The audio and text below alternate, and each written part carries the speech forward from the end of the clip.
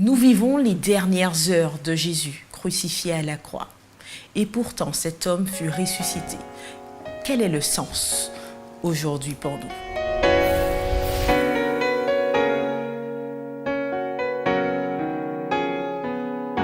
Bienvenue, chers amis, dans votre émission Autrement dit. C'est un plaisir pour moi de vous retrouver en compagnie d'Eddie Michel et de Samuel. Bienvenue à vous deux. Merci. Alors voilà que nous achevons cette semaine l'étude autour de l'évangile de Matthieu et nous vous invitons à prendre les deux derniers chapitres de ce livre, donc le chapitre 27 et le chapitre 28, afin de connaître le dénouement de l'histoire, ou plutôt du vécu de Jésus sur terre. Alors c'est vrai que nous allons nous attarder plus spécifiquement sur sa crucifixion et sa résurrection. Et quand nous voyons un peu le chapitre 27, nous voyons que le peuple est derrière Jésus, mais pas forcément dans le bon sens. Où le peuple demande plutôt qu'il soit crucifié, le peuple est poussé par la tête de l'Église, puisqu'on dit que ce sont les responsables, les dirigeants de l'Église qui poussent le peuple à demander la mise à mort de Jésus. Alors, est-ce que le cœur de l'homme est aussi mauvais que cela pour que la conscience même ne puisse pas s'exprimer dans le bon sens, chers amis? Je pense que la réponse est déjà dans la question. Le cœur de l'homme, d'après le texte biblique, le cœur de l'homme est mauvais, il est tortueux. Mais est-ce qu'il est forcément, il est avant tout mauvais Maintenant, il faut comprendre, et on va le replacer un peu dans le contexte. Jésus est tout d'abord arrêté de nuit. Et on découvre d'ailleurs dans le texte, dans l'Évangile selon Matthieu, chapitre 26, des versets 59, les principaux sacrificateurs et tout le Sanhédrin cherchaient quelques faux témoignages contre Jésus suffisants pour le faire mourir. Donc, on voit bien qu'il y a une machination, ils réfléchissent, ils ont un plan. Donc, les gens qu'ils vont faire venir, ce sont bien évidemment des gens qu'ils ont soudoyés, des gens qu'ils ont payés. Alors, quand on est payé, on dit ce qu'on veut qu'on dise. Donc la foule qui est là n'est pas non plus la foule, c'est pas la même foule. C'est pas la même foule qu'elle a accueilli Jésus à Jérusalem. Non, ce n'est pas la même foule. Mais où était cette foule alors? Mais justement, on est de nuit. Les gens, lorsqu'on a arrêté Jésus de nuit, ils comparaient devant Anne Caïphe, etc. Mais c'est le lendemain qu'ils comparent après devant Pilate. Bien évidemment, est-ce que tout le monde sait? Et puis, on est aussi devant les autorités, donc il y a une certaine crainte face au Sanhédrin. Ce sont des gens qui ont un certain pouvoir, d'ailleurs on le voit bien, ils ont même des gardes armés. Et de l'autre côté, il y a aussi Pilate qui représente le pouvoir romain. Donc on est dans un contexte de procès. Maintenant, lorsque tout va bien, on défend quelqu'un. Maintenant, lorsqu'il est arrêté, on ne sait pas, est-ce qu'on est toujours prêt? Et c'est vrai, à aller défendre les disciples, et on l'a dit précédemment, déjà, eux, ils ne sont pas là. Ils ne sont pas là. Les disciples ont disparu. Deuxièmement, on voit bien que certains ont été payés, ont été soudoyés pour trouver justement un faux témoignage et accuser Jésus. Parce que derrière la tête, ils ont cette idée de vouloir se débarrasser de Jésus. Et Jésus les empêche de vivre. Jésus les remet en question. Donc, ils veulent s'en débarrasser. C'est la seule raison, le fait que Jésus puisse les titiller, remettre en question leurs pratiques et autres, qui provoque en fait cette réaction des responsables d'Église de vouloir le mettre à mort. Les responsables ne voient pas du tout en Jésus le Messie. Jésus se présente comme étant le Messie, donc pour eux c'est en tout cas ceux qui l'ont suivi le considèrent comme tel. Pour eux c'est un blasphémateur. Il faut absolument se débarrasser de lui. Et puis il trouble l'ordre public. Il crée des miracles. Il fait des miracles. Il y a pas mal de gens qui le suivent. Certaines règles établies, il va à l'encontre de celles-ci. Donc c'est un anticonformiste, c'est une sorte de révolutionnaire en fait. Les règles qui sont écrites dans la loi juive, en tout cas dans certains préceptes humains qui ont été mis en place à côté des directives que Dieu a pu donner, il va à l'encontre de cela. Alors bien sûr, ça ça leur pose un gros problème. Et ils cherchent vraiment à se débarrasser de cet empêcheur de tourner en rond qui, en fait, est en train de saper leur autorité. Et là, on voit que le Sanhédrin, donc l'autorité en fait judiciaire juive, va s'approprier de cette question-là, de ce problème Jésus. Et puis bon, on va lui dire, là maintenant, on va te faire ton affaire, quoi. Alors justement, on voit que Jésus est présenté auprès de Pilate, il est amené auprès de Pilate. D'ailleurs, la femme de Pilate, bien que le peuple demande la mise à mort de Jésus, la femme de Pilate dit à Pilate, oh, attention, ne t'en mêle pas trop, puisque voilà, c'est injuste, et retire-toi de cette affaire. Et on aurait dit que Pilate essaye de sauver Jésus et il demande au peuple de choisir entre un homme qui s'appelle Barabbas, et on le voit au verset 16, cette histoire du chapitre 27.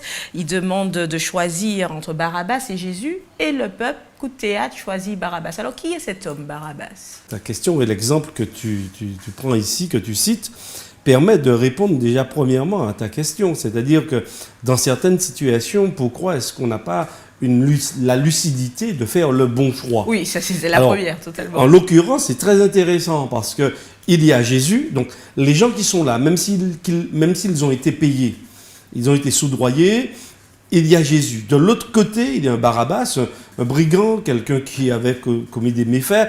En tous les cas, il y avait des raisons sérieuses qui faisaient qu'il était là, emprisonné. Et donc Jésus, Pilate, d'ailleurs, il a entendu, et tu en as fait mention, reçu le témoignage de son épouse. Et qui était Pilate, pour ceux qui... Alors, c'était justement celui qui était chargé par l'Empire, puisque l'Empire, c'est lui qui gouvernait justement toute la Judée à l'époque. Et donc, il était là, présent, procurateur, justement, pour faire régner l'ordre, pour gérer la province. Donc, il était le représentant, le garant du bras, justement, de Rome. Maintenant, le peuple lui-même essayait de gérer un peu ses petites affaires avec le Sanhédrin, avec le temple, etc. Mais l'autorité en place, en tous les cas, eh bien, était détenue par le pouvoir romain. Et ici, est-ce que Pilate joue le jeu réellement? On ne sait pas. Mais en tous les cas, il se dit peut-être, devant quand même un homme qui a commis des méfaits, il vaut très certainement choisir Jésus. C'est peut-être ce que Pilate se dit. Mais malheureusement, qu'est-ce qui se passe? Eh bien, on constate que la folie prend le dessus et il demande, chose extraordinaire, à Jésus. Il demande que Jésus soit crucifié et que celui qui a commis les méfaits soit relâché. C'est vraiment un paradoxe extraordinaire, ce qui nous renvoie encore à la nature humaine. Est-ce qu'on peut sérieusement faire confiance à l'homme Mais pourquoi devant de telles évidences à ce moment-là la sanction, puisque peut-être c'était Barabbas qui était amené à être crucifié? Est-ce que c'était sa destinée? Est-ce que c'était sa sanction? Et comme Jésus prend sa place, est-ce que du coup on a donné à Jésus la plus forte sanction par rapport à la pression du peuple? Pourquoi la crucifixion? Pourquoi ce choix? Alors, j'ai envie de dire, selon un petit dicton qu'on a, quand on veut tuer son chien, on dit qu'il a la rage. Et dès le départ, déjà, devant le Sanhédrin, on se rend compte qu'il y a des faux témoins qui sont soudoyés pour pouvoir dire des choses qui sont fausses concernant Jésus.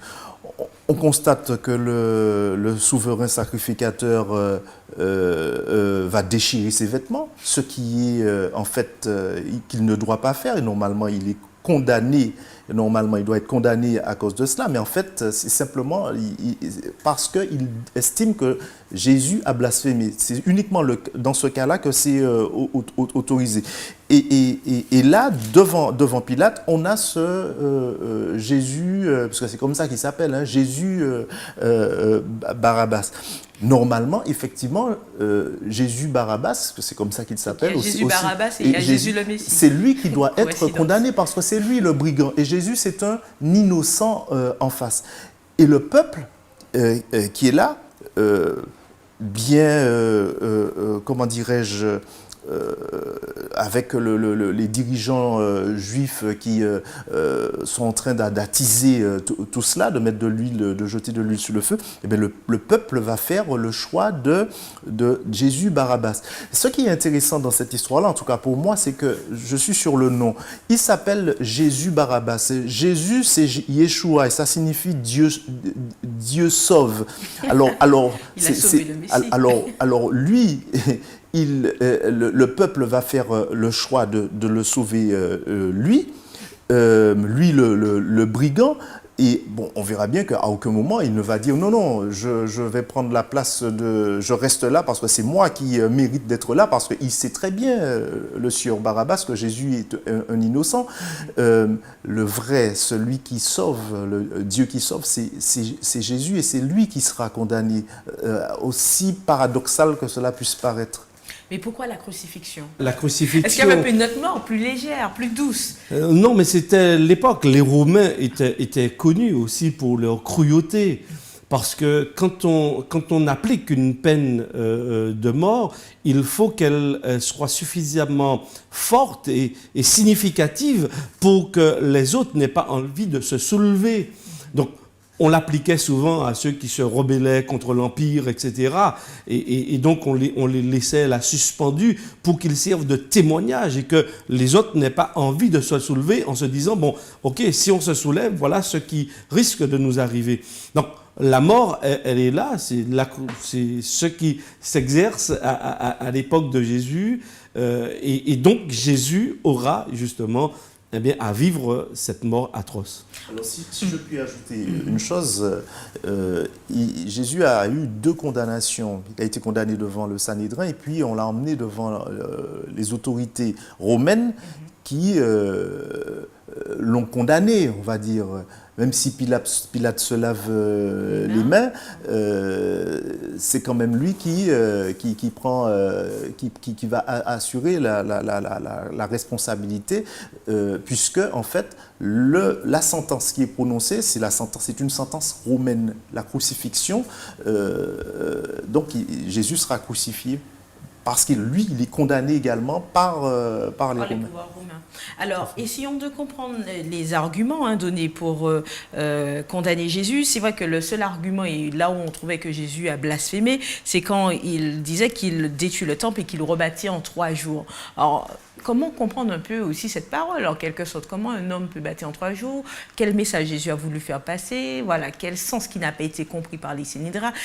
Est-ce qu'ils avaient vraiment compris ce que Jésus voulait dire? Pour ceux qui nous suivent, est-ce qu'on peut avoir un élément de réponse dessus? C'est-à-dire qu'il faut bien comprendre que pour ce peuple religieux qui a l'enseignement justement des prophètes, la Torah, les livres de sagesse, parler de Dieu, c'est blasphémer. D'ailleurs, même on le sait, on ne prononçait pas le nom de Dieu parce qu'on ne veut pas blasphémer, on ne veut pas l'utiliser en vain. De la même manière, lorsque l'on parlait du temple, le temple se représente, c'est le lieu où on va adorer, c'est le lieu où on sacrifie. Le temple est symbole, c'est un fort symbole. Le temple à l'époque de Jésus, comme il a été un peu avant, mais à l'époque de Jésus, c'est un fort symbole. Donc, dire du mal, dire que l'on va détruire le temple... Il était vu comme un terroriste. Ah oui, mais exactement. Donc, oser dire que l'on va détruire le temple, mais bien, et c'est ce qu'ils disent. Et ils vont utiliser cet argument. Mais tu as dit que tu vas le détruire. Et donc, ils cherchent justement, même si ça n'a pas beaucoup de poids. Mais c'est le seul argument qu'ils ont. Mais puisqu'ils cherchent justement à l'accuser, eh bien, on va utiliser cette parole. Non pas parce qu'ils voulaient comprendre ce que Jésus voulait dire lorsqu'il a prononcé ces paroles, mais parce qu'ils sont animés par un mauvais esprit. Ils veulent véritablement le tuer et tous les moyens, Samuel l'a dit, seront bons d'ailleurs, puisque quand Jésus dira désormais vous verrez le Fils de l'homme. Lorsque Jésus dira ça, eh bien il va même déchirer ses vêtements. Il a dit est-ce qu'il vous manque encore des preuves? Vous voyez, donc l'objectif, ce n'est pas de chercher à innocenter Jésus. Quel que soit ce que Jésus aurait dit à ce moment, serait retenu contre lui. Et c'est pourquoi souvent on dit dans les procès, on dit au coupable de ne prononcer aucune parole. Parce que, Tout va se retourner. oui, voilà, contre ça nous. se retourne à un moment donné. Mais qu'est-ce que Jésus a voulu dire quand il dit qu'il va rebâtir en 3 jours, précisément? Alors, Jésus parlait à ce moment-là de son corps. Alors, ils n'ont pas compris effectivement ce qu'il voulait dire, mais il s'agissait de son corps, c'est-à-dire qu'il allait mourir, qu'il allait rester 3 jours dans la tombe et qu'au 3e jour, qu'il ressusciterait. Donc quand il Mais dit je détruis le temple, c'est qu'il meurt lui. Le temple c'est de ça le temple de son corps. D'accord. C'est ce qu'ils voulaient dire. Mais ils n'ont pas compris. Et on voit bien que dans au chapitre 26, quand il parle, quand les faux témoins viennent parler de ces paroles de Jésus, bon, Jésus ne va pas réagir. Il s'attendait peut-être qu'il y ait un échange et que Jésus dise oui, effectivement, j'ai dit ça, et bon, et puis il aurait été condamné parce qu'il aurait effectivement reconnu ces paroles. Là où Jésus va, en tout cas à leurs yeux, se condamner, c'est à partir du moment où il va dire il va affirmer sa divinité en disant, en répondant, tu l'as dit, qu'il est le Fils de Dieu. Là, blasphème. Ah oui, et là, Jésus répond, lui dit, je t'adjure de me répondre, et Jésus dit, effectivement, tu l'as dit, qu'il est le Fils de Dieu. On voit qu'il dit à un moment, mon Dieu, pourquoi m'as-tu abandonné? Alors, comment on peut ici comprendre la Trinité? Puisque la Trinité, c'est Dieu en 3 personnes, et c'est Dieu, vous allez pouvoir dire, mais on aurait dit plutôt qu'il y a Jésus, il y a un Dieu dans le ciel et autres. Alors, comment saisir cela, cette dimension? Enfin, je pense que tu as raison. Justement, le fait qu'il puisse l'exprimer dit bien que, et là nous abordons une notion extrêmement sensible, lorsque l'on parle de Dieu, il ne s'agit pas pour nous de le définir. Dieu ne se définit pas, Dieu se révèle à nous, et la façon dont il se révèle à nous, en tous les cas, avec le texte biblique, on comprend qu'il y a le Père, on comprend qu'il y a le Fils, on comprend qu'il y a l'Esprit. Mais là, on aurait dit que c'est dissocié, qu'il y a le Dieu du ciel, mais justement, et que finalement, est-ce que Jésus était vraiment Dieu du coup? Il y a une dissociation, c'est-à-dire chaque être est unique dans son genre. Mais en même temps, ils sont un. C'est-à-dire que nous n'adorons pas une multiplicité de dieux, on n'est pas polythéiste, nous sommes monothéistes. Mais effectivement, ce Dieu se révèle. C'est-à-dire c'est le même Dieu qui se révèle, il n'y a pas un au-dessus des autres, ils sont ensemble. D'ailleurs, Jésus reconnaît le Père, il reconnaît sa souveraineté, mais en même temps, quand on lit la Bible, on comprend que Jésus est aussi décrit dans la Bible comme étant l'empreinte de, celui qui révèle. Il est le Fils unique, celui qui le révèle. Donc, il y a des choses, bien évidemment, dans le texte biblique qui vont nous échapper. Nous les accueillons comme tels. Nous reconnaissons que Jésus, et il y a plusieurs éléments qui montrent que Jésus est pleinement divin, mais dans cette parole, Jésus est homme, Jésus est sur la croix, il est abandonné. Oui, parce que pour que Jésus meure, il faut qu'il y ait un certain abandon. Sinon, il ne meurt pas. Parce que comment... Donc c'est sa nature humaine ici qui s'exprime, mais non... Ah non, c'est la nature entière de Jésus. Alors parfois, on fait justement les distinctions, mais Jésus n'est pas tantôt un, tantôt l'autre. Il est pleinement les deux. Mais n'oublions pas, quand il dit ça, parce que Dieu ne meurt pas, la Bible le dit. Mais comment Jésus peut-il... Alors c'est qui meurt là, alors il faut bien qu'il y ait une volonté du Père pour que Jésus meure. Parce que sinon, il ne peut pas mourir. Donc, c'est pas toute sa globalité. C'est mathématiquement. Alors, est-ce que c'est toute sa globalité finalement qui meurt? Puisque tu dis qu'il faut prendre Jésus dans sa globalité. Oui, tout à fait, bien sûr. Sa partie humaine et sa partie divine. Oui. Alors, le fait que Jésus meure à ce moment précis, qui meurt? Les deux meurent. Les deux meurent. Bien sûr. Puisqu'on ne peut pas faire de dichotomie, on ne peut pas séparer, on peut pas, c'est pas comme de l'huile et de l'eau. Donc Dieu meurt également à ce moment. Oui, Je mets le pied dans Dieu le Fils, oui, meurt à ce moment. Je crois qu'il ne faut pas qu'on ait peur de regarder les choses en face. Et le fait de regarder les choses telles qu'elles sont là, nous permet de mettre en regard l'amour que Dieu a pour nous. Au chapitre 26, quand on considère Gethsémanie, on voit que Jésus, il dit « Mon Père, s'il est possible que cette coupe s'éloigne de moi, etc. etc. » Jésus ne s'adresse pas à lui-même, il s'adresse à Dieu. Eddie Michel parlait du fait qu'il y a un seul Dieu, mais qui est en trois personnes. Alors, on ne va pas chercher, je ne veux pas chercher à comprendre parce que c'est quelque chose qui dépasse l'entendement humain. On retrouve également des textes dans la Bible où Jésus dit « Personne ne prend ma vie, je la donne. C'est moi qui décide de la donner. » Il y a une fusion, une telle fusion, quelque chose d'assez indéfinissable pour nous, de compréhensible entre les trois personnes de la Trinité, qu'on ne va pas pouvoir épuiser l'échange là-dessus. Une chose est certaine, c'est que Jésus a soumis sa volonté à celle de son Père, premièrement, et que Jésus a eu peur par rapport au poids du péché et à ce que ça représente.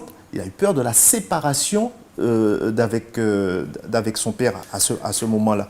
Donc ça, c'est important. Après, la question de savoir si c'est Jésus qui meurt ou est-ce que c'est Dieu qui meurt. Oui, Dieu meurt.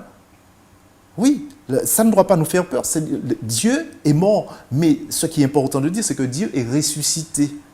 Justement, quel impact pour nous aujourd'hui? Justement, ça nous montre l'amour que Dieu a pour nous. Et celui qui s'est identifié à l'humanité et qui se fait appeler le Fils de l'homme, eh bien justement, il montre tout l'amour que Dieu a pour l'humanité au point de donner sa vie pour que l'homme puisse obtenir le pardon de ses péchés. Donc ça induit en quelque sorte ce changement, ou ce sacrifice, cette résurrection surtout, le fait que Jésus ait donné sa vie, parce que par la suite on voit qu'il y a plein d'événements qui surviennent à la suite de la mort de Jésus. Il y a le voile du temple qui se déchire, est-ce qu'il y a une signification particulière? On voit des personnes qui ressuscitent, qui sortent du tombeau, ils sont où ces personnes actuellement? Voilà, donc comment comprendre tout ce qui se passe par la suite? Donc ça veut, quand moi je lis cela, je comprends que ça a sens. Ça veut dire que la mort de Jésus ne peut être assimilée à toutes les morts qu'il y a eu avant lui. La mort de Jésus a un sens parce que lorsqu'effectivement il meurt, pourquoi les gens sortent du tombeau? Ça veut dire que cette mort annonce déjà quelque chose. Elle est porteuse d'espérance. Alors oui, Jésus souffre sur la croix. Mais lorsque Jésus, et Samuel a cité ce texte, je donne ma vie, personne ne me l'ôte. Mais Jésus a accepté de la donner. Jusqu'au bout, il a accepté par amour, parce qu'il sait déjà en prévision que cette mort sera libératrice. Cette mort va libérer les chaînes, justement pour que la vie puisse prendre maintenant place. Quelle chaîne précisément? La chaîne du péché, justement, parce que depuis que Adam, avec bien évidemment Satan, nous sommes entrés avec Satan dans ce chemin de mort.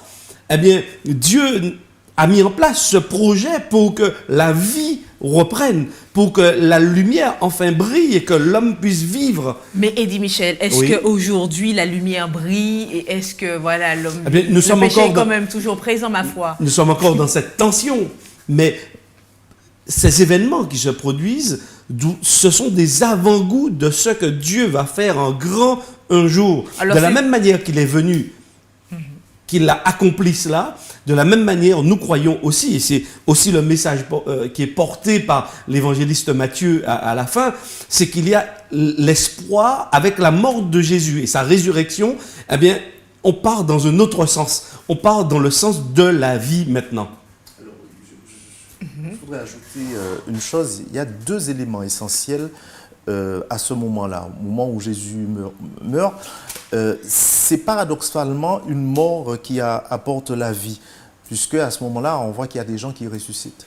On retrouve ça uniquement dans l'évangile de Matthieu. Et puis, il y a ce voile du temple qui se déchire, et on nous donne un détail qui pourrait paraître anodin, mais qui a son sens. Depuis le haut, jusqu'en bas. Donc le voile du temple se déchire. On sait que le voile séparait le lieu saint du lieu très saint. Donc ça veut dire que Dieu se trouvait, la présence de Dieu se manifestait dans le lieu très saint. Donc ça veut dire que maintenant on a un accès direct à Dieu, l'humanité a un accès direct à Dieu, que l'on retrouve d'ailleurs dans l'Épître aux Hébreux. L'auteur de l'Épître aux Hébreux explique ça seulement, qu'on a un souverain sacrificateur maintenant, en la personne de Christ, et on a un accès direct à lui. Alors ça veut dire quoi, un accès direct à Dieu? Et on voit ce voile qui se déchire. Il aurait pu se déchirer de bas en haut, non, oui. de haut en bas. C'est-à-dire que l'initiative est divine. C'est Dieu qui décide de venir à la rencontre de l'humanité et de créer maintenant un accès direct. Quand tu dis accès, concrètement, ça se traduit comment? Eh bien justement, avant, quand l'homme avait besoin, par exemple, de rencontrer Dieu, eh bien, il n'entrait pas c'est le souverain sacrificateur tout seul qui pouvait rentrer dans le lieu très saint du sanctuaire. Pour pouvoir obtenir le pardon, des péchés, il y avait tout un cérémonial, etc. Notamment, en particulier, le jour des expiations, une fois par an, le jour du grand pardon, c'est comme ça que ça se passait. C'est pas tout le monde qui pouvait faire l'expiation. Mais aujourd'hui, en tout cas, avec la mort de Jésus, eh bien, directement, pour obtenir le pardon des péchés, on a un échange. Je reprends le texte d'Ésaïe, venez et plaidons. Venez et plaidons, discutons. Si vos péchés sont comme le cramoisi, ils deviendront blancs comme le Alors, c'est vrai que nous arrivons un peu à la fin. Juste, je voulais qu'on aborde quelque chose. C'est une fois que Jésus est ressuscité, c'est vrai qu'il apparaît aux femmes, puis après aux disciples, et après, il s'exprime en disant « Tout pouvoir m'a été donné ». Dans le ciel et sur la terre. Est-ce que c'est sa résurrection, en quelque sorte, qui lui confère l'ensemble des pouvoirs, si je le dis, ou est-ce qu'il avait ces pouvoirs-là avant? Pourquoi dire cela à ce moment? Je dirais deux choses. Je dirais tout d'abord, je crois que Jésus les avait pleinement. Mais effectivement, la personne de Jésus a été remise en question par Satan, par l'adversaire. Satan a estimé que la terre était à lui, que les hommes également lui appartenaient. Et je pense qu'au travers de cette mort et cette résurrection, Jésus a reconquis ce qui était déjà à lui. Et donc, par ce geste d'amour incroyable, par le don de sa propre personne, eh bien, il est venu reconquérir. Et donc, maintenant, lorsque Jésus le dit, il y a la clé parce que désormais, on ne peut plus passer de marche arrière, revenir dans l'histoire. Non, l'histoire, elle se porte vers l'avant. Et vers l'avant, c'est l'espérance. Donc Jésus rassure les disciples. Il leur dit, l'acte que j'ai accompli, certes que vous n'avez pas très bien compris, eh bien, il est porteur de sens. Tout pouvoir maintenant m'a été donné. Je peux agir en toute liberté, en toute légalité, parce que je suis venu poser un acte que vous allez comprendre qui était attendu déjà et qui redonne sens véritablement à la vie. Pour conclure très rapidement, en quelques secondes, Jésus n'est plus là, il est ressuscité, il est au ciel comme nous dit Matthieu. Qu'est-ce qu'il attend de nous, très concrètement? Il attend de nous que nous puissions partager tout ce dont on a parlé là, faire connaître aux autres, aux hommes qui ne le connaissent pas, tout ce par quoi il est passé pour justement apporter aux uns et aux autres l'éternité, un épanouissement.